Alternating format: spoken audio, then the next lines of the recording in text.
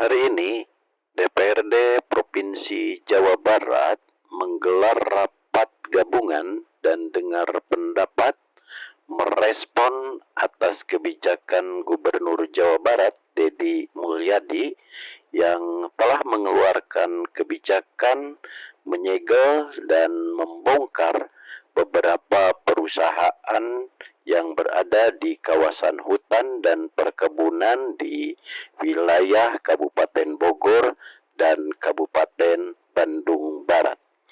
Acara rapat gabungan dan dengar pendapat ini menghadirkan perusahaan-perusahaan BUMN, BUMD, perusahaan swasta, dinas-dinas terkait, juga beberapa tokoh masyarakat dan LSM yang bergerak di bidang pemerhati lingkungan hidup. Ini sangat antusias dari berbagai kalangan untuk menyaksikan, sehingga ruangan penuh. Tapi kita akan coba untuk masuk dan menyaksikan jalannya acara.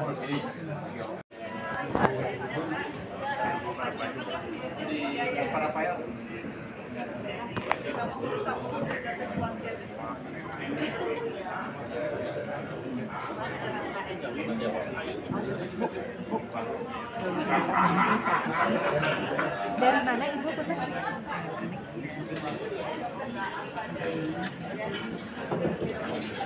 Sudah ada yang masuk setelah di mana disesuaikan dengan Pergub nomor 11 2025 yang rencananya pemerintah Provinsi Jawa Barat akan membuat rencana aksi. Jika tentunya ini harus merupakan kolaborasi dari semua pihak, baik dari pemerintah Provinsi Jawa Barat, DPRD Jawa Barat. Perkenalkan, saya Rismanto, Regional Head PTPL. Pada Rismanto ada paparan nggak? Ada. Jadi saya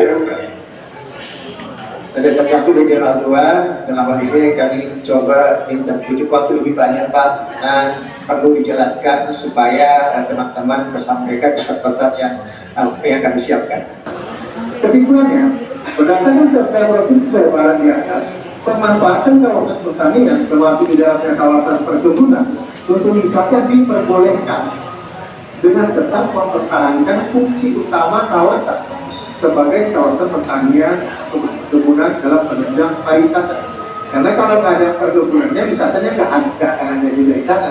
Jadi tetap harus dijaga perkebunan. Pada prinsipnya dari Eiger kita menyampaikan apa adanya perihal apa yang terjadi selama ini dan juga langkah-langkah yang sudah kita tempuh, baik dari segi hukumnya, legalitasnya, undang-undang yang berlaku dan segala peraturan yang ada.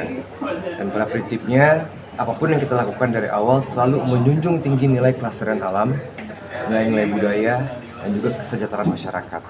Karena Eiger itu hadir untuk Indonesia. Dan itu yang kita utarakan tadi pada saat rapat.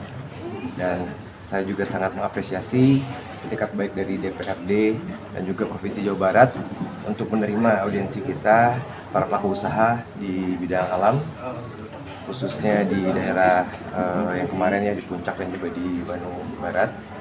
Dan harapannya aspirasi kami bisa diterima dengan baik.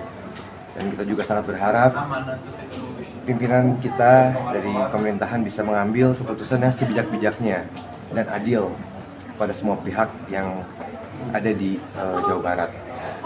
Dan harapannya Jawa Barat ini bisa menjadi sebuah tempat percontohan terkait wisata alam lingkungan yang mengutamakan kelestarian dan juga budaya dan juga masyarakat, sehingga kita bisa menjadi percontohan di Indonesia dan juga di ranah global. Dengan adanya penyegelan, nilai kerugian dari perusahaan Bapak kira-kira berapa?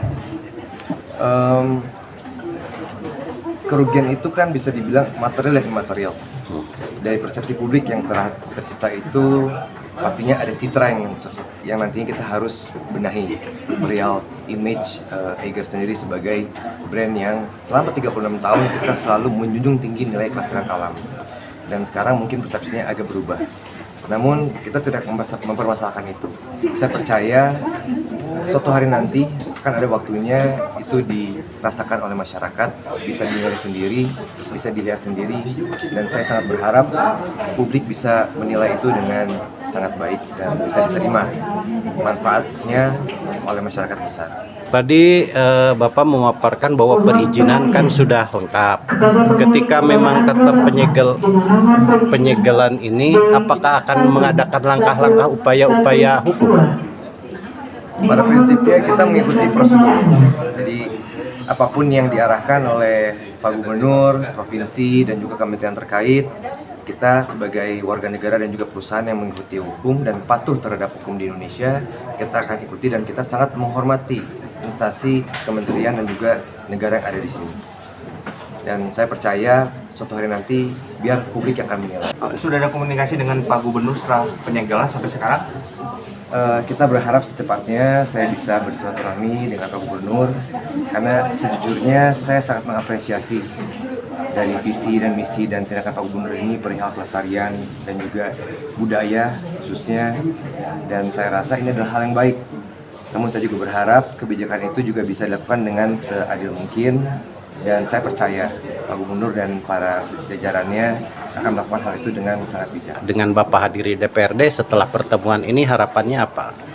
Ya, kita berharap kebijakan yang ada dan juga audiensi yang telah tadi didengarkan oleh DPRD melalui banyak pihak ya, baik pelaku swasta, baik pemerhati lingkungan, LSM dan sebagainya, itu bisa didengarkan secara komprehensif, dikaji dan tervalidasi sehingga bisa membuatkan sebagai fundamental kebijakan yang berkeadilan dan juga merata, Pak, kepada bukan kita saja tapi seluruh Provinsi Jawa Barat.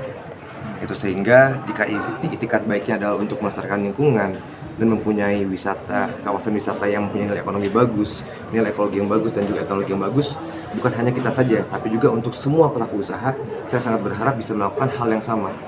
Sehingga jika demikian Jawa Barat bisa menjadi sebuah provinsi yang dibanggakan oleh Indonesia. Izin tadi itu menekan 3E, apa 3E? Sebenarnya ada 7E, cuma tadi saya fokus pada 3E, yaitu faktor ekologi, yaitu alamnya, dan juga etnologi, manusia dan budaya.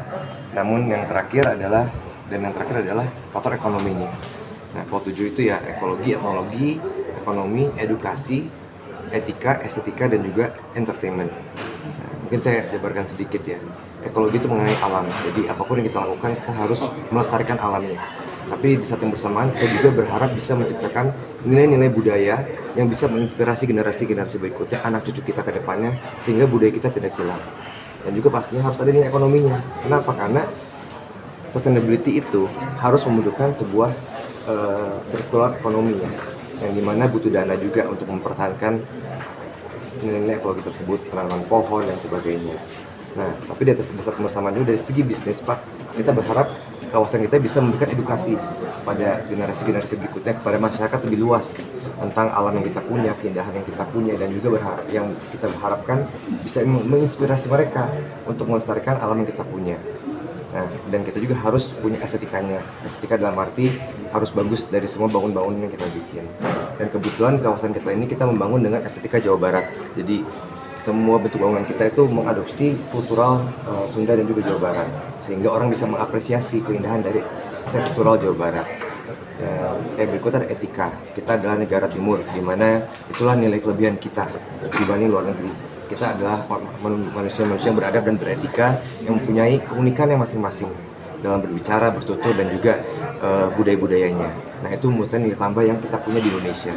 Dan terakhir, entertainment. Kenapa entertainment itu penting? Karena untuk sebuah wisata alam ini bisa menjadi sebuah daya tarik buat masyarakat luas, harus ada entertainmentnya yang kita akan kemas dalam bentuk budaya dan juga alam. Entertainment menjadi penting supaya apa? Supaya wisata ini bisa punya nilai ekonomi yang berkelanjutan. Karena berkelanjutan itu kita tidak berbicara perihal alam saja atau budaya saja, tapi juga ekonominya. Karena untuk menjaga alam dan juga budaya kita butuh ada finansial yang menjaga hal tersebut, sehingga ini bisa berkelanjutan jangka panjang. Mas, ada langkah hukum nggak buat yang konten kreator kemarin? Saya rasa saya sangat menghormati ya Tanpa izin ya, opini dan pendapat setiap warga negara di sini. Mereka punya kebebasan berpendapat. Nah, dan langkah hukum sih untuk sementara belum ada, dan saya juga berharap tidak akan menyampaikan ke sana. Dan saya sebagai saya rasa kita semua nggak ada yang sempurna, Pak, termasuk kita. Maka dari itu kita butuh masukan dari teman-teman dari komunitas, teman-teman dari media juga gitu kan, perihal apa yang kita harus lakukan, aspirasinya, harapannya seperti apa. Nah, Saya rasa itu adalah sebuah itikat baik yang walaupun cara penyampaian berbeda, tapi kita ambil positifnya aja. Kita terima apa yang bagus, kita benahi. Memang kalau misalnya ada yang kurang dari kita, dan kalau yang kurang baik ya kita maafkan. Bagaimana penyikapan Eiger terhadap statement pernyataan Pak Gubernur soal izin? Kalau izin yang sudah dimiliki itu adalah hasil dari rekayasa. Izin rekayasa, saya rasa pemerintahan kita mempunyai kejujuran yang tinggi ya, apalagi kawasan Bandung Barat dan juga Bogor. Kebetulan saya cukup dekat dengan pemerintahan daerahnya, dan mereka juga melakukan kajian AMDAL kita, PPG kita, kajian lingkungan kita, perizinan kita sangat komprehensif dan detail Pak. Sehingga memakan waktu lebih dari 2 tahun untuk keluar keseluruhan perizinannya. Dan saya sangat mengapresiasi kejujuran mereka, integritas mereka dalam menjalankan itu. Dan kita pun sebagai perusahaan bisa dilihat Pak, selama 36 tahun kita berdiri dari tahun 89, kita sangat menjunjung tinggi nilai kejujuran dan integritas. Karena sekali itu hilang, maka hilanglah selamanya. Nah, maka dari itu ya, saya rasa pemerintah kita itu sudah melakukan apa yang memang proseduralnya sesuai. Dan kita juga sebagai perusahaan mengikuti undang-undang dan regulasi yang berlaku. Dan kita tempuh.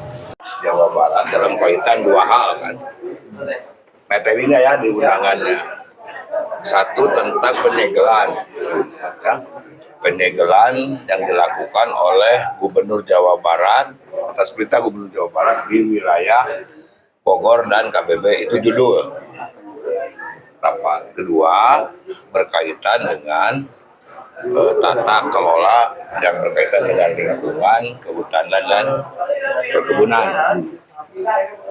Nah, kalau melihat dari materi itu, tentu rapat hari ini harusnya melahirkan sebuah sikap rekomendasi dari DPRD dalam RDP ini tentang sikap membenarkan atau tidak atas tindakan gubernur kan, kan itu kan? Ya, intinya kan di situ.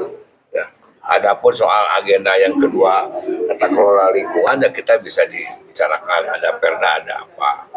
Nah, kalau kita bicara materi, esensi dari pembahasan hari ini kan menyangkut pertama tata ruang, ya, yang kita sudah punya perdanya.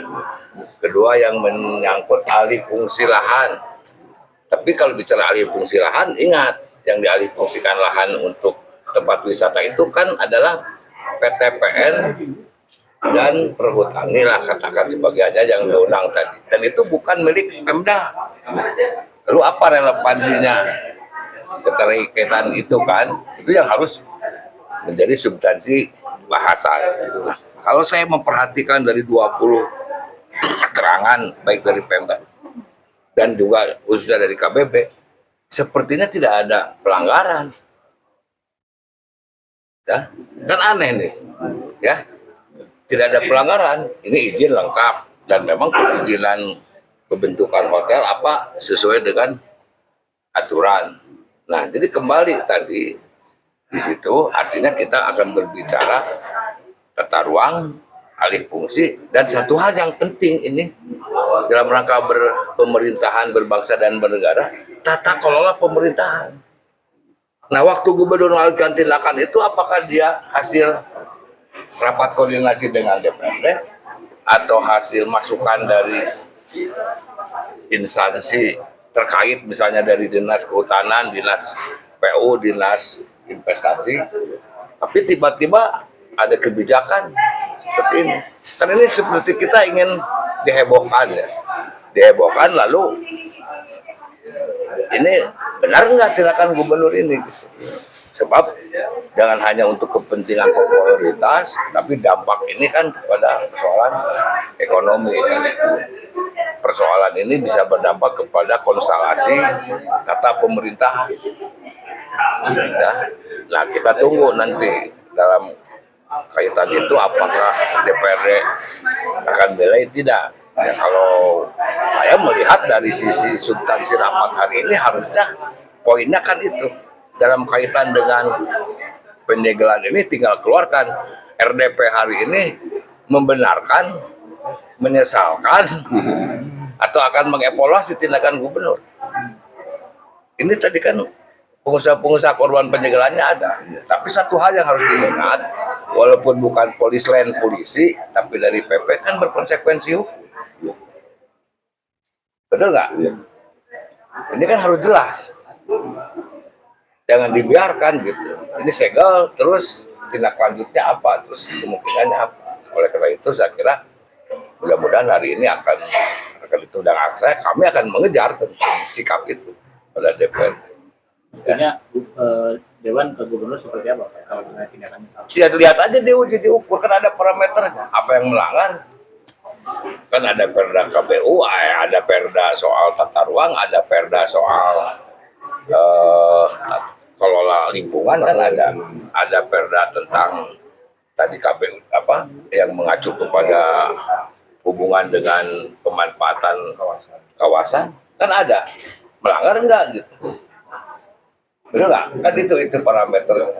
Makanya saya tadi menyampaikan bahwa dari MPHJ, karena ini sudah menjadi sebuah opini yang mungkin berdampak juga bukan hanya dari sisi